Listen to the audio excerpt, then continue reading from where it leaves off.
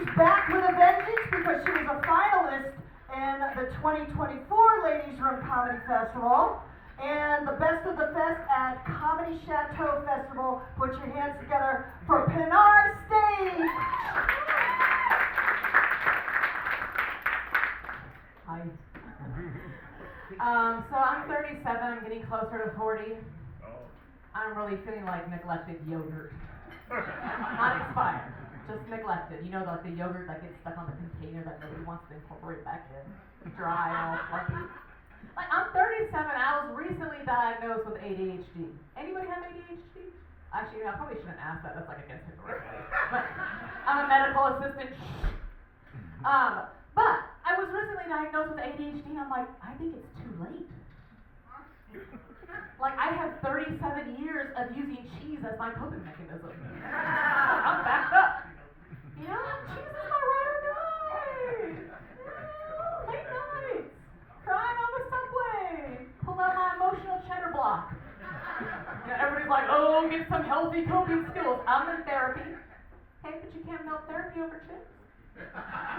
Therapy doesn't come in a squeeze too.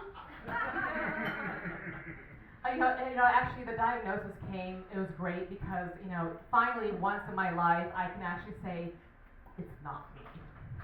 Like, it's an illness. Because have you ever tried going to the grocery store with ADHD?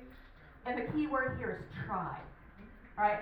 I'm like, oh my God, I really need groceries. My brain's like, do you know? You got lemon and some mustard. That's a meal if you believe in yourself. This other voice chimes in and I'm like, technically, that's a detox. Like, self-care. And I'm like, okay, so where's my keys? I can't find my keys. I'm like, oh, it's by the dirty coffee mug I was supposed to wash yesterday. So what I'll do is I'll wash the dishes, I'll feel productive, and then I'll deserve the groceries. And my brain's like, I wonder if raccoons were the first species with ADHD. 10 minutes later, I'm on YouTube watching a bunch of raccoons trying to use a vending machine. And I'm like really invested in this little raccoon named Danny who wants a Diet Coke. I think about like unmedicated now. This is normal. I think about the times where like I was working and I was not medicated. It was very organic. I used to work in a FedEx that was located in a hotel. And so there was like a lot of international people, wanting to ship things. And I was there at 7:30 in the morning. This guy comes in. He's like, I want to ship a package. He's like, it's 100 centimeters. How much? And I'm looking at him. I'm trying to like pull every ounce of professionalism I have so that my country bumpkin accent doesn't come out at 7:30 in the morning. I'm like, why do y'all use these itty bitty measurements?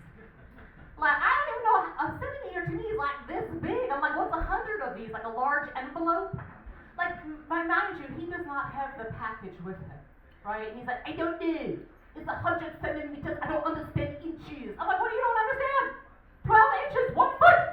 Nice, round, easy number. I had to go on Google, right? I'm on Google, I'm like, how long is 100 centimeters in real life? And Google comes back, goes, about a meter. I'm like, wow, whose site are you on? It turns out that 100 centimeters is 3.2808 feet. We love the decimal system. That was about the time that my manager came around and was like, would you mind staying 10 minutes more? I'm like, yes, I do mind. Actually, I think right now is a good time for me to move in the backwoods of Vermont and become a candlestick maker. My first scent is going to be, I did my best. Right, with notes of burnt toast, pine, and just a little bit of lavender in there to convince myself that I'm okay. Thank you so much, you guys are great.